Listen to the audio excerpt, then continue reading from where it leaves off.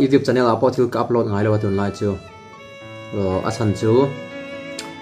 in threwa ti la ro ti la ti le ringo ta exam final exam MSc kana ya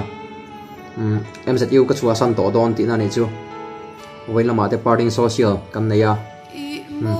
hei ta hi min hlan ani angai om don khop maya ka room mate rock feeling roi mi galaya mi te an sa vain ka thian zong zong helaya isol ka thian zong zong hogi ka ngai don khop mai chuanin ka YouTube channel kal tang hian lom thu sena tur kam tak kana ya MSc ka zir chhuat theina na in tam pui tu financial support pe tu kan nu le pa le ka chung te mi dang neu min mala sei don chuan tam ni tuk an hena lom thu ka soya chuanin pathin remati chuan naktu ga hian MZU ka chua sam to dona pen pek felanga hostel po clearance voina engkim katia helai tangin taxi kan langa huwa sumo counter medium center bula taxi min drop angai dona ji na to ngai dona ni tani nakin pek felanga chuanin ka zir zom tur hi B.Ed dung lei dai ta ania kan exam line botany hemi MSc kan exam line hian study leave line B.Ed entrance an kowa ta chuan zan khat riakin ka va exam zoya ni zathum zali don kan yang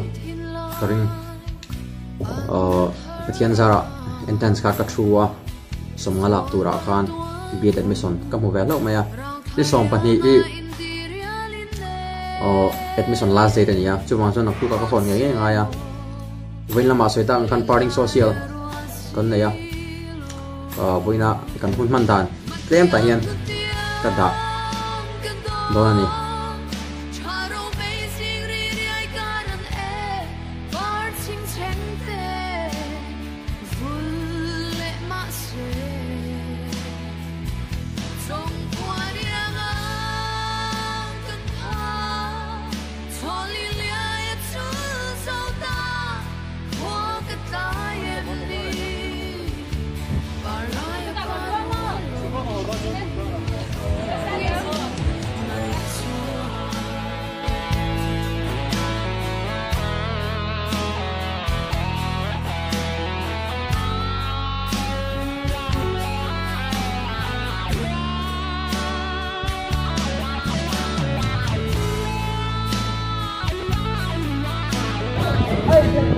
so answer dona hey kini po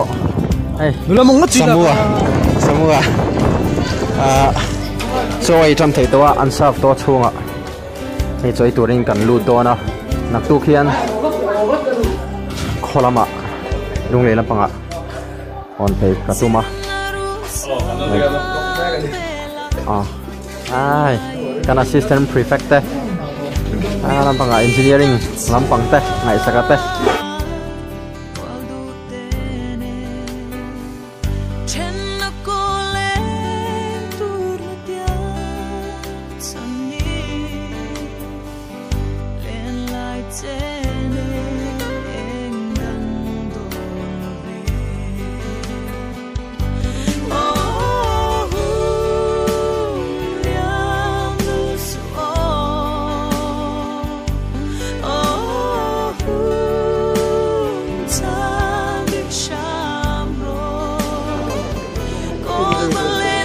rock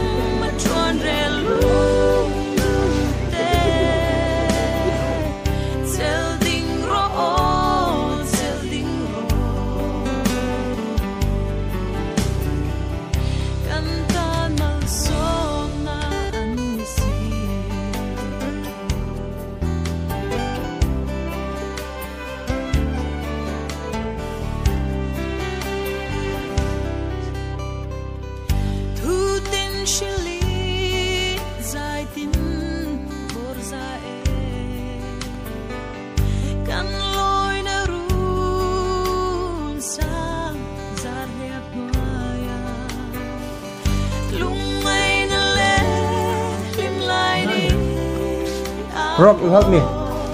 Just put it like this. Hey, you help me. Like that.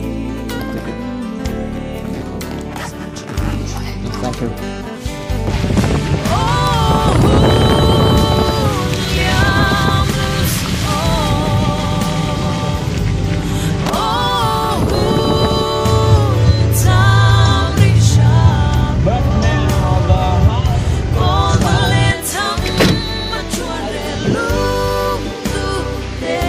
Oh, so cái đó là